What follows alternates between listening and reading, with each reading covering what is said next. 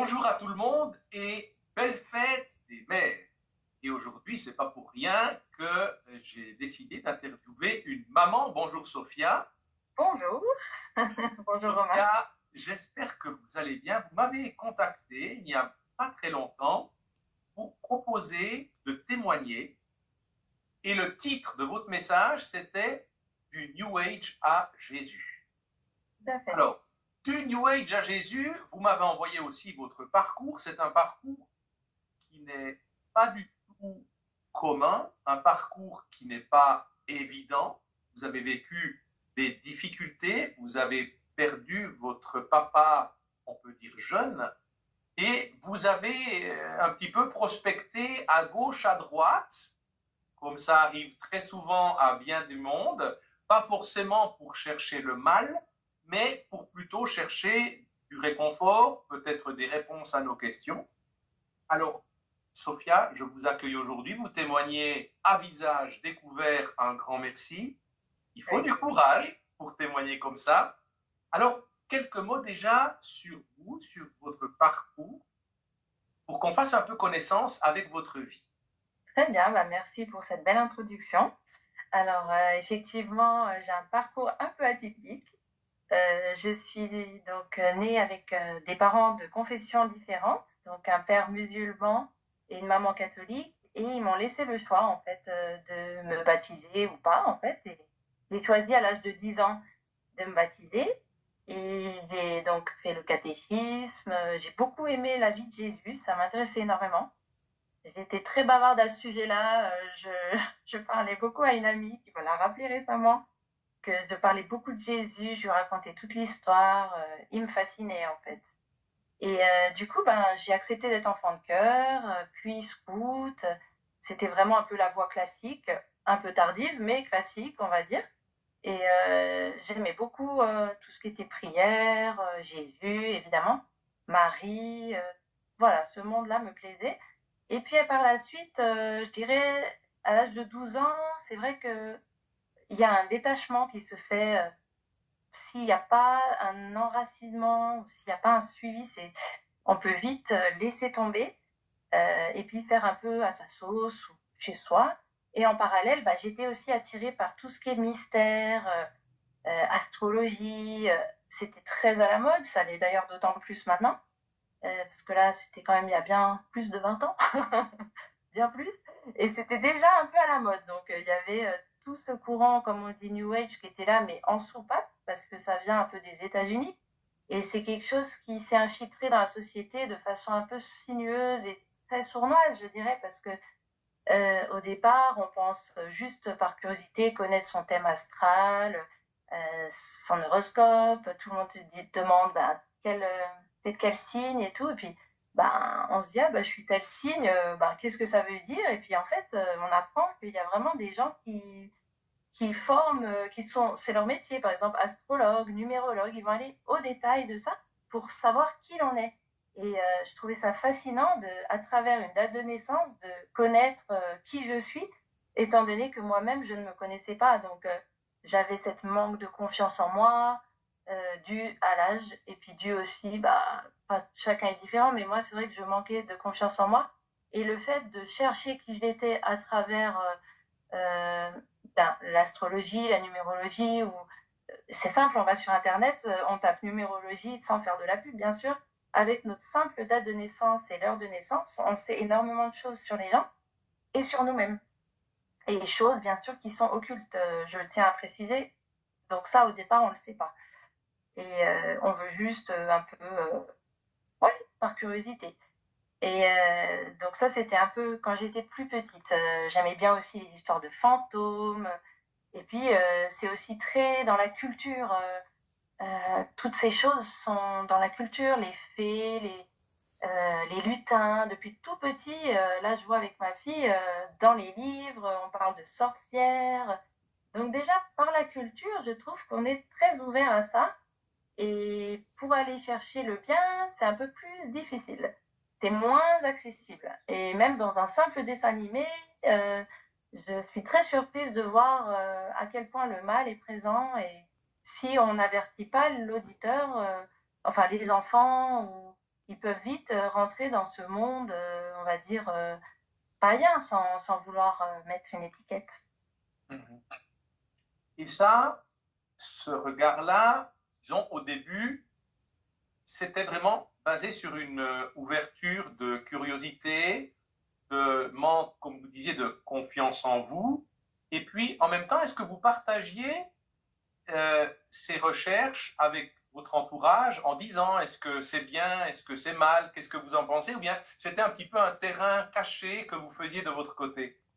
C'est une bonne question parce que dans mes souvenirs maintenant, c'était plus aléatoire, c'est-à-dire par exemple un gars qui m'aimait bien m'avait fait mon thème astral et j'avais trouvé ça sympa. Une autre copine, on était chez elle, on se disait ah les esprits, ça te dit quelque chose. On n'a pas fait de spiritisme, je tiens à préciser, mais on était très curieux sur la question. Donc déjà petit, c'est là où je me dis il faut faire très attention parce que c'est déjà vers 8 ans, l'enfant se pose déjà des questions spirituelles. On sous-estime les enfants, je pense. Et il faut vraiment les accompagner, leur parler si possible de Dieu, qu'il existe, parce que les enfants se posent des questions très tôt. Et je pense que voilà, il n'y a pas forcément cette réponse. Et dans ce qu'on voit dans les dessins animés ou dans les livres, on parle de ma sorcière bien-aimée, ces choses-là, du coup, ça rend curieux. Et l'enfant, si on lui parle d'un thème et pas de l'autre, il va aller dans ce thème-là. Moi, j'aimerais alerter également avec Harry Potter et toutes ces choses. Ça paraît très joli, c'est des films très beaux esthétiquement, mais derrière, ça ouvre des portes, ça peut ouvrir des portes très néfastes pour l'enfant. Donc ça, c'est vraiment moi ce qui me touche actuellement, c'est de voir que c'est très accessible, notamment également la fête d'Halloween. La fête d'Halloween, c'est pas anodin. On En me dit même qu'il se passe, temps, voilà. on s'ouvre à cette réalité-là, qui est une réalité, on peut dire, ésotérique, mystique, et on se ferme au message de l'Église. Quand on propose la mystagogie, donc l'étude du, on peut dire, ésotérique, mystique, et on se ferme au message de l'Église.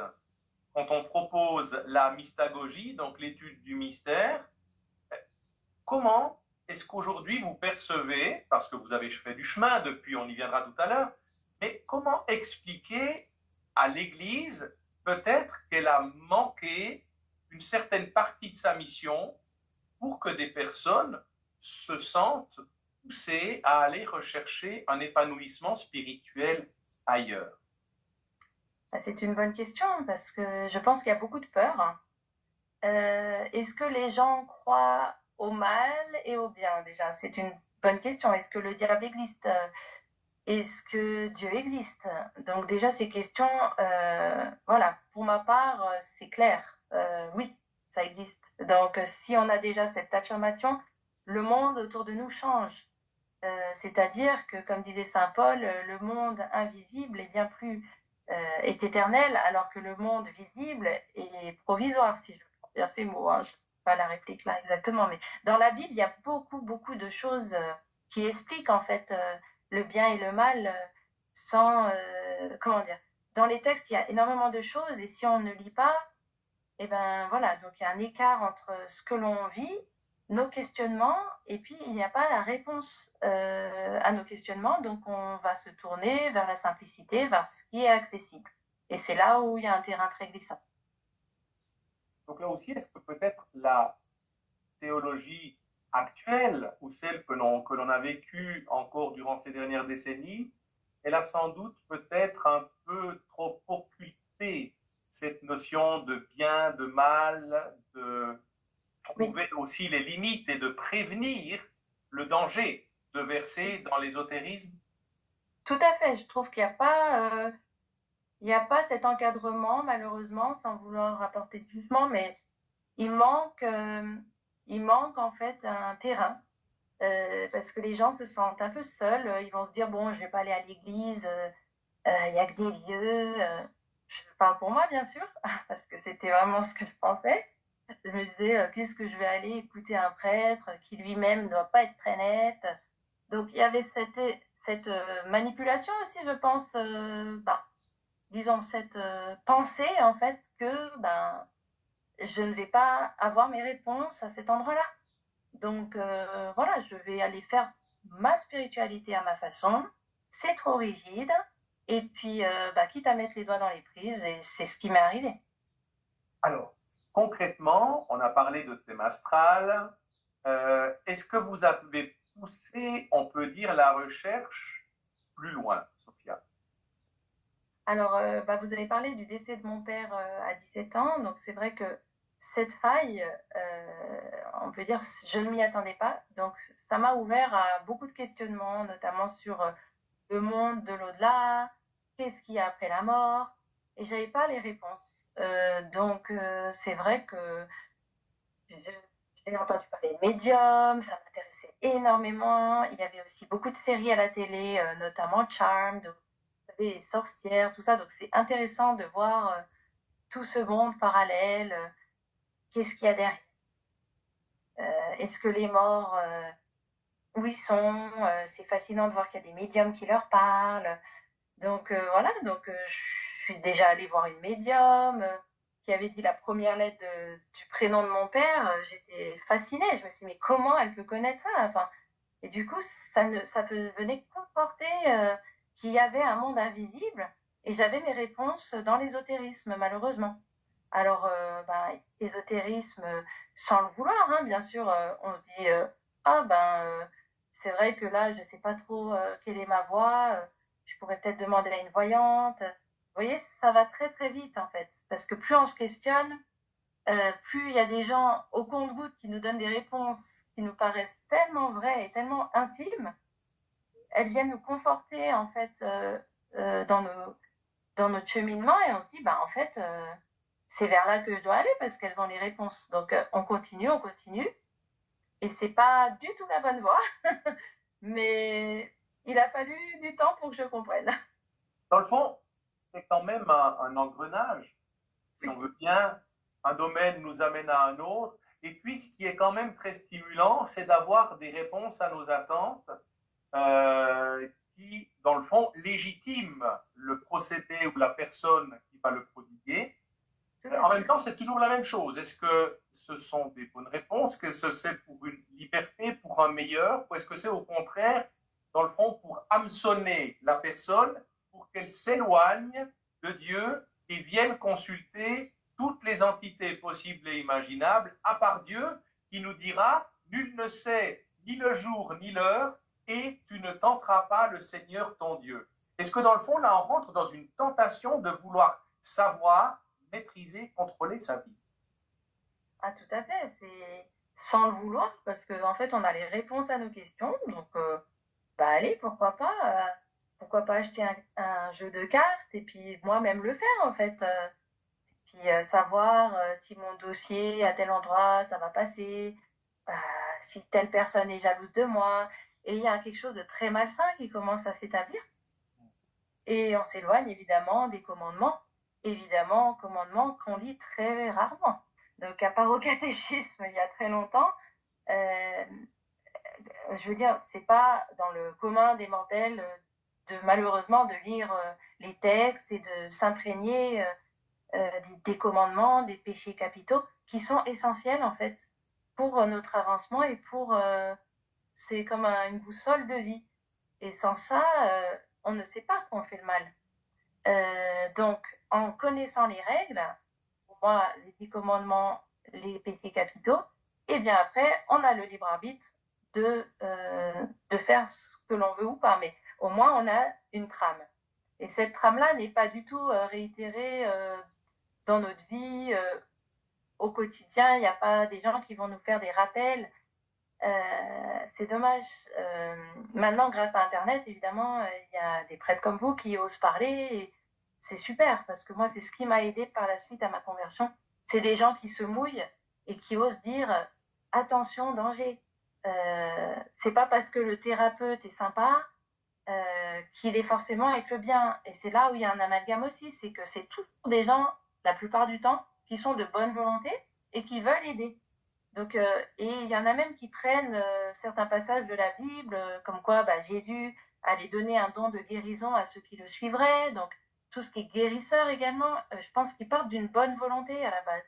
Ils veulent aider les gens. Mais il y a, comme vous dites, une espèce d'emprise et c'est reporter le mal vers autre chose. Et en général, on ne se sent pas mieux sur le long terme. Moi, j'avais des migraines pendant quasiment 20 ans. Et c'est là où j'ai vu où Jésus a travaillé fort. C'est que pendant 20 ans, malgré des consultations, radiesthésie, soins énergétiques, eh bien, mes migraines n'ont pas disparu, mes angoisses se sont renforcées et j'avais des crises d'angoisse très très fortes. Et ça, maintenant je le sais, c'est lié complètement au démon. J'ose dire les mots.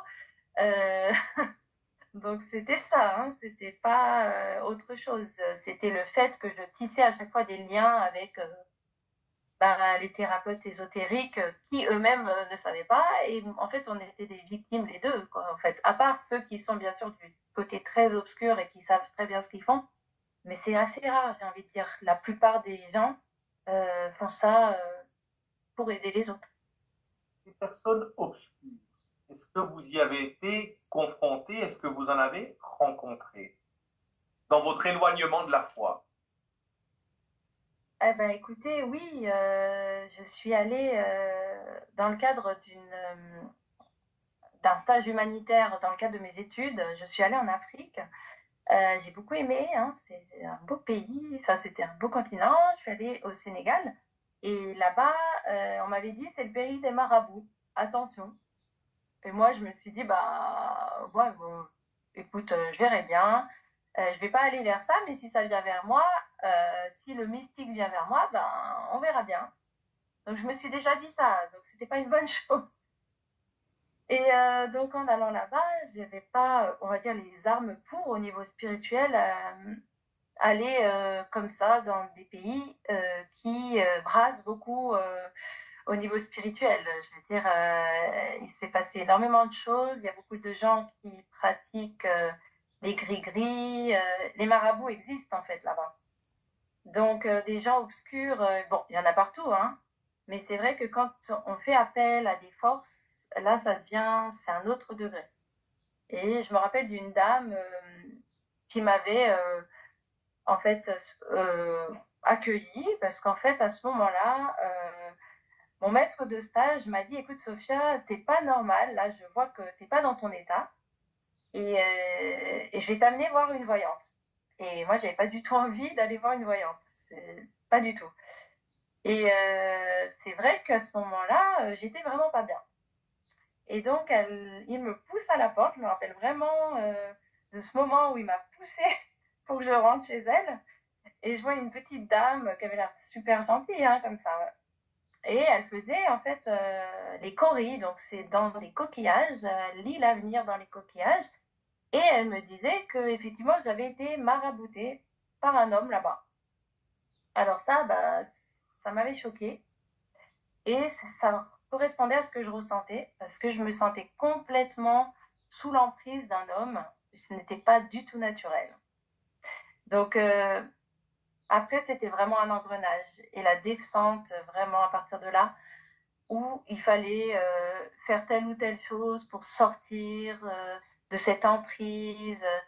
Et puis, elle me disait en même temps des choses sur moi. Donc, c'était un amalgame entre de la curiosité et puis vouloir s'en sortir.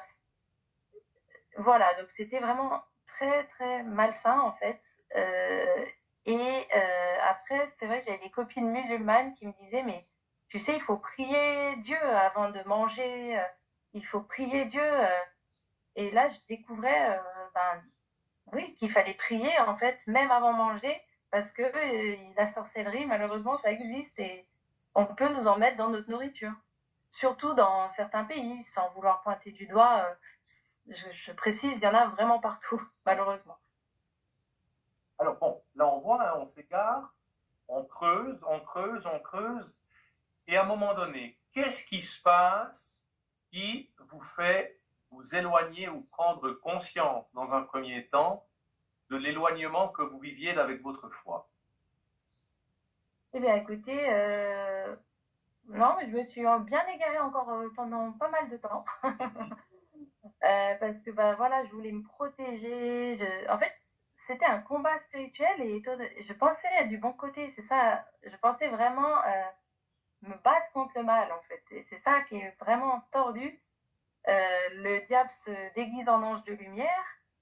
Donc voilà, il peut être aussi présent dans tout ce qui est méditation, recherche de la réincarnation, savoir si dans d'autres vies, on n'avait pas eu d'autres vies qui font qu'aujourd'hui on est comme ça. Donc il y a tout ce côté, comme j'appelle New Age, parce que c'est un patchwork spirituel où on trouve des réponses pour lutter contre le mal. Donc il y a même des anges aussi auxquels on peut faire appel pour avoir des protections. C'est ça où il y a une énorme ambiguïté et il manque la solidité des évangiles et des textes en fait. Alors ce qui m'a ramené à Dieu, eh ben, c'est le hasard. Enfin, le hasard. Je pense que j'ai un ange gardien qui m'a dit bon, allez, ça suffit là. On va arrêter les bêtises, hein. Tu vas retourner à l'église et tu vas faire un petit saut là-bas. Donc, par hasard, on va dire, je retourne à l'église et là, y a l'homélie d'un prêtre qui est décédé malheureusement maintenant, mais qui était vraiment très évangélisateur, si je peux me permettre. Il était handicapé, donc très touchant. Et ce prêtre-là, en fait, dans son homélie, il parle de la poutre alors, je reprends les termes exacts pour pas... Alors, la poutre dans l'œil. Pourquoi vois-tu la paille qui est dans l'œil de ton frère et n'aperçois-tu pas la poutre qui est dans ton œil? Et là, donc ces mots, je les connaissais, mais là, comme ça a été dit, ça m'est venu directement au cœur, en fait. Et ça m'a fait comme des timbales, et je me suis dit, oh, ça c'est pour moi, ça. Et c'est vrai, parce que même à travers le New Age, je disais, il faut faire des soins énergétiques, il faut essayer ouais, on nous parle d'ancrage, de nettoyer ses énergies, de se protéger avec des pierres. Donc, quelque part, on dit aux autres ce qu'ils doivent faire aussi. Et puis moi-même, j'étais complètement là-dedans. J'avais des pierres, j'avais, comme je vous ai dit, des cartes, même des cartes de Jésus. C'est vraiment un énorme amalgame. J'avais des objets de protection, etc. Et tout ça, en fait, me conduisait pas du tout vers Dieu, en fait. Et donc, par la suite, je me suis dit, il faut que je retourne au mercredi des cendres. Ça me fascine. J'aimerais savoir ce que c'est que le mercredi des cendres. Je me questionnais, et c'était juste après. Donc, je me suis dit, allez, bon, de toute façon, j'ai rien à perdre, j'y vais. Et là, j'entends carrément une voix qui me dit, jette tes cartes. Et ça me résonne dans la tête. Je me dis, c'est pas possible, c'est quoi cette voix? Ça a fait jette tes cartes, mais d'une force. C'était ferme, fort, et on peut pas dire que c'est autre chose que Dieu. J'étais sûre que c'était lui. Jésus, je pense Jésus, parce qu'il est vivant et il parle. Donc, quand on va dans une église, moi je ne savais pas qu'on venait voir Jésus, vraiment. Je pensais juste qu'on venait se rapprocher de Dieu et qu'on venait voir, qu'on venait prier, mais je ne savais pas qu'il était présent dans les tabernacles et qu'il est présent également dans l'hostie. Ça, c'était une découverte pour moi, enfin une découverte, une affirmation, en fait. J'ai enfin compris qu'il était là. Et donc, parce que, bon, en ayant rencontré le côté obscur, je me suis vite aperçue qu'il faut vite courir de l'autre côté pour se faire rattraper.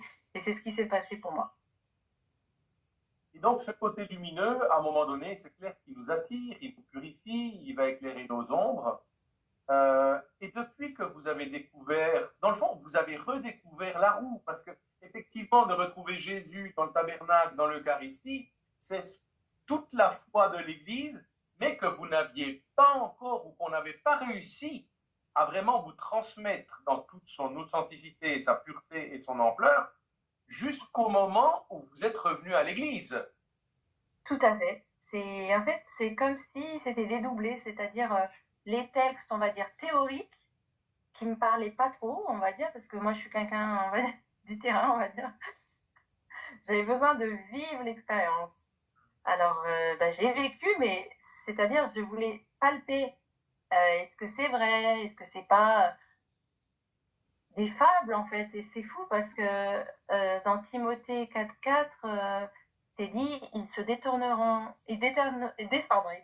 leurs oreilles de la vérité et se tourneront vers les fables. Les fables sont plus palpables de nos jours. Il n'y a qu'à voir les fêtes, comme je disais tout à l'heure, Halloween, on se déguise en monstre, etc. C'est très palpable, c'est accessible. Et puis le côté positif, le côté divin, Dieu, Jésus, eh ben, il faut aller à l'église, il faut ouvrir la Bible. C'est moins accessible dans le quotidien, les gens en parlent moins. Et du coup, c'est ça que je trouve triste quelque part. Mais alors aujourd'hui, de par votre expérience, Sophia, j'imagine déjà que vous n'avez plus envie du tout de faire votre thème astral, d'aller tirer les cartes, ou encore moins de vous faire marabouter. Mais vous avez un prêtre en face de vous, vous avez sans doute en ce moment des personnes qui peut-être ont été tentées par l'ésotérisme, se posent elles-mêmes des questions. Dans le fond, votre propre témoignage aujourd'hui, qu'est-ce que vous pourriez dire à l'Église dans le cadre de son ministère, de son agir actuel, pour être plus prévenante par rapport à ce danger de l'ésotérisme, et puis à une personne qui serait dans cette pratique-là, mais qui ne verrait pas le mal, là aussi, qu'est-ce que vous pourriez lui dire à cette personne? Alors déjà que nous sommes tous pécheurs, donc ça c'est le numéro 1, ne pas culpabiliser mais se repentir. La confession est là pour ça. Et quelque part, je vais mélanger un peu les deux questions parce que je pense que les prêtres devraient aussi en parler pendant les messes et être en lien avec l'actualité. C'est-à-dire, nous sommes au courant que beaucoup de gens sont attirés par l'ésotérisme, par les fêtes, comme je disais, Halloween, et sortir les textes qui correspondent au juste chemin. Par exemple, Deutéronome chapitre 18, moi qui m'a vraiment éveillée, donc je vais le lire. Donc, qu'on ne trouve chez toi personne qui fasse passer son fils ou sa fille par le feu, personne qui exerce le métier de devin, d'astrologue, d'augure, de magicien, d'enchanteur, personne qui consulte ceux qui évoquent les esprits ou disent la bonne aventure, personne qui interroge les morts. Car quiconque fait ces choses est en abomination à l'Éternel, et c'est à cause de ces abominations que l'Éternel, ton Dieu, va chasser ces nations devant toi. Donc pour moi, tout est dit. Il suffit de regarder dans le fond les Écritures. Oui, franchement, oui, et également dans le credo, je trouve que beaucoup de choses sont dites dans le credo et on le fait un peu machinalement. Si on s'attache à chaque mot et on écoute en fait, les prières, on apprend énormément de choses, même dans le Notre Père. J'ai pas trouvé le pardon dans le New Age, par exemple. Jamais on m'a dit il faut pardonner à ceux qui t'ont fait du mal ou aux personnes jalouses. Au contraire, on insistait pour dire bah, cette personne elle te fait du mal, tac, et du coup ça augmente la rancœur. Et c'est tout l'inverse de ce que Jésus propose. Jésus propose le pardon et aime ses ennemis. Donc pour moi, ça c'était une grande clé qu'il n'y a pas, absolument pas dans toutes ces nouvelles spiritualités. Également, si je peux rajouter, l'Esprit Saint. Dans toutes les nouvelles spiritualités, on cherche le divin en soi et à s'auto-développer avec le développement personnel, avec toutes ces nouvelles formes de méditation, essayer de trouver la paix à l'intérieur de soi, par soi, sans Dieu. Et ça, c'est tout l'opposé de Dieu qui nous demande d'être humbles et de reconnaître que nous sommes pécheurs et également d'accueillir son Esprit Saint pour nous guider. Donc c'est quelque chose qui vient de l'extérieur, alors que dans le New Age, on va dire c'est de l'intérieur de soi vers l'extérieur. Et là, c'est complètement à l'opposé. D'ailleurs, on dit souvent que le diable, le diable singe Jésus, Et j'ai beaucoup aimé cette phrase de plusieurs prêtres parce que pour moi, c'était vraiment très, très, très significatif. Ils savent Jésus. Donc, ils imitent, mais c'est tout à côté de la plaque. Il pervertit, c'est le séducteur qui pervertit les choses, qui va donner des réponses pour nous hameçonner, parce que Jésus, lui, se propose, mais il ne s'impose jamais à nous, il ne va pas donner de réponse toute faite pour nous pousser justement à nous laisser guider par lui, par la confiance, par notre libre arbitre, mais par la conscience éclairée, tandis que le diable nous hameçonne par des réponses, et des réponses qui vont nous amener momentanément quelque chose de l'ordre de la satisfaction, du grandissement personnel, mais en tout cas pas de l'élévation spirituelle. Et je pense que là, vous dites quelque chose de très important. J'entends trop souvent des personnes qui me disent, oui, ça partait de l'intérieur, trouver mon énergie intérieure, faire le vide intérieur. Oui, mais pour y mettre quoi? Pour y mettre quoi? Alors que je trouve extrêmement beau de pouvoir vivre, par exemple, un temps d'adoration où on se met sous le regard de Dieu. Il y a l'exemple du petit Samuel dire parle Seigneur, le serviteur, ton serviteur écoute. C'est tellement beau de dire ça. Et aujourd'hui, je pense que le témoignage que vous nous donnez, Sophia, est un témoignage de vie, un témoignage qui est incarné parce que vous avez vécu, vous avez touché. Et j'ose aussi mesurer combien vous pourrez autour de vous éclairer d'autres personnes qui peut-être se laisseront séduire, hameçonner pour un bien-être. Et j'ai encore raconté dernièrement dans une conférence où je parlais justement des dangers de l'ésotérisme. Il suffit de regarder les rayonnages des grandes surfaces. Vous regardez maintenant le rayon bien-être spiritualité, vous avez tout l'aspect de l'ésotérisme. Et vous regardez le domaine religieux, il est très très petit, il se réduit de plus en plus. Et maintenant, on a mélangé le religieux au bien-être et à l'ésotérisme. Tout à fait. Tout est mélangé. Tout à fait. C'est un patchwork spirituel. Et par contre, une bonne chose, c'est qu'une fois qu'on a découvert, qu'on a dévoilé la face cachée de ce domaine, il y a, pour moi en tout cas, tout le château s'est effondré. C'est-à-dire, quand il m'a dit de tout jeter, j'ai tout jeté, à savoir les cartes, les pierres, il y a plus rien n'était crédible en fait. C'est comme si, je vais utiliser un terme fort, hein, c'est un viol spirituel. C'est-à-dire, le violeur, je l'ai vu, quoi. Donc, il est venu, c'est fort hein, ce que je dis, mais c'est-à-dire qu'il est plus crédible. Donc, tout ce monde-là, pour moi, c'est terminé. Et il suffit de voir, de s'en apercevoir, et ça fait effet domino. Il y a tout qui s'effondre. Donc, que ce soit, parce qu'il y a énormément de domaines, il a vraiment étalé sa palette pour vraiment qu'on puisse bien se tromper. Yoga, Reiki, méditation, sophrologie. Les gens, ils vont sûrement se dire, ah, sophrologie aussi. Alors voilà, du moment où on fait le vide, comme vous disiez tout à l'heure, à qui on laisse sa place. Donc ça ne veut pas dire qu'on doit aller vers le mal-être, mais en fait, la différence entre Jésus et le New Age, c'est que là, avec Jésus, on fait sa volonté et non la nôtre. Dans le New Age, on fait notre volonté. On veut chercher à savoir des choses sur l'avenir. On veut contrôler nos vies. Contrôler nos vies, ça veut dire qu'on ne fait pas confiance à Dieu. C'est tout l'inverse de Dieu. Dieu est amour. Dieu est patient. Dieu est miséricordieux. Dieu nous aime comme nous sommes. Il n'aime pas le péché, mais il aime le pécheur, quel que soit notre passé. Si je peux m'adresser à une personne qui m'entendra, je serai très heureuse. Parce que même si tu as fait n'importe quoi dans ta vie, Dieu t'aime. Et c'est ça qui est beau. C'est ça qui est beau. C'est que Jésus nous aime quel que soit notre passé, notre présent. Il veut nous sauver. Nous sommes des brebis égarées et il veut nous ramener au bercail. Moi, je savais pas qu'il était vivant à ce point-là. Et sans Jésus, sans Dieu, on peut rien dans nos vies. C'est la paix qui veut nous sauver. Nous sommes des brebis égarées et il veut nous ramener au bercail. Moi, je savais pas qu'il était vivant à ce point-là. Et sans Jésus, sans Dieu, on peut rien dans nos vies. C'est la perdition qui nous attend. Et moi, ça, j'ai pas envie. Même, ce n'est pas une garantie, même, ce n'est pas une garantie, même en étant rentré dans le bercail. Après, on a des efforts à faire.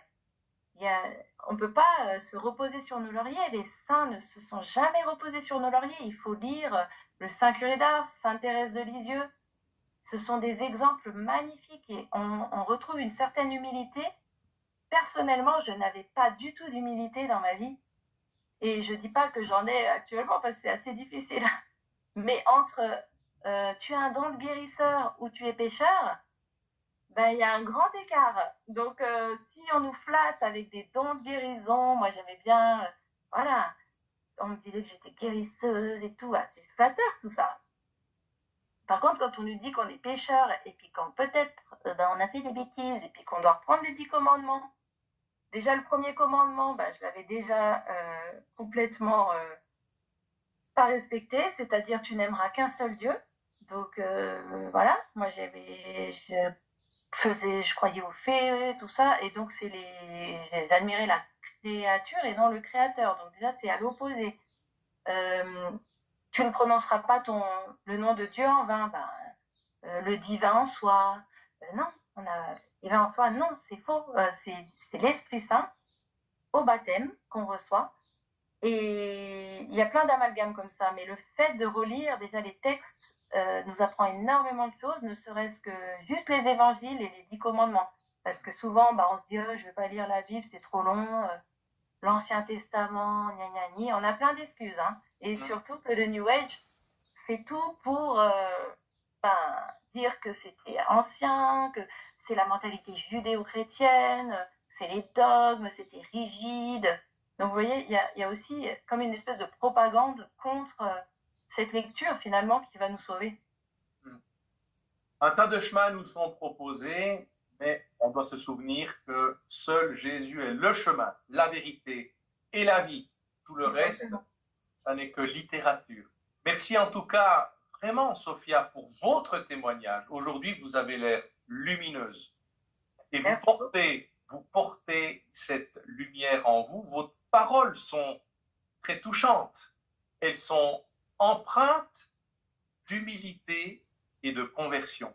Et vous le portez bien. Et je pense que le seul évangélisateur, c'est le Christ. Mais nous sommes quand même des témoins. Nous avons sans doute à essayer de ramener beaucoup de personnes au Christ. Et je pense que tant vous que moi, dans nos ministères respectifs, eh bien, nous sommes unis dans le réveil des consciences assoupies, souvent des consciences qui sont des belles consciences, mais que l'on a égarées, que l'on a endormies complètement. Et aujourd'hui, je pense que nous avons à participer. Cette chaîne se veut être un réveil des consciences et je trouve quand on peut donner la voix à des personnes qui ont touché et qui ont vécu ça et dire j'en reviens, j'en ressors grandi, j'ai demandé pardon et dorénavant, je me tourne vers le Christ. Eh bien, c'est ça, être témoin de l'Évangile aujourd'hui, Sophia. Donc, je tiens vraiment à vous remercier. Est-ce que vous avez encore un mot de conclusion? Écoutez, donc c'est un combat spirituel. Je tiens à dire que voilà, mes propos, j'espère, n'offenseront personne, mais en tout cas, ce n'est pas pour offenser, c'est pour, comme vous dites, réveiller les gens, car moi-même, j'étais les deux pieds dedans, donc qui je suis pour juger? Dieu me l'a bien rappelé avec la poutre dans l'œil. Hein. Donc, voilà, on ne peut pas se tromper en allant vers le Christ, en allant vers Jésus qui est le bon berger, notre pasteur. Nous sommes tous des petites brebis égarées, mais en se rapprochant de lui, on tient vraiment un Père. Il a dit, appelez-moi une seule fois Abba et vous serez sauvés. Donc je pense que plus on se rapprochera d'un Père, nous sommes ses enfants. C'est comme si on était orphelin et finalement on retrouve un papa. Donc moi j'ai perdu mon papa et là j'en ai trouvé un, je sais que mon papa est au ciel, mais là j'en ai un encore actuellement qui est dans ma vie et il est là pour vous tous.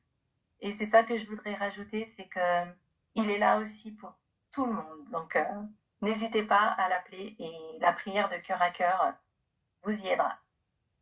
Et je pense une dernière chose qui pourrait vraiment aujourd'hui être une ligne de mire, c'est d'arrêter de vouloir sans arrêt renouveler, édulcorer, modifier la parole biblique en la rendant, en croyant la rendre plus séduisante ou accessible.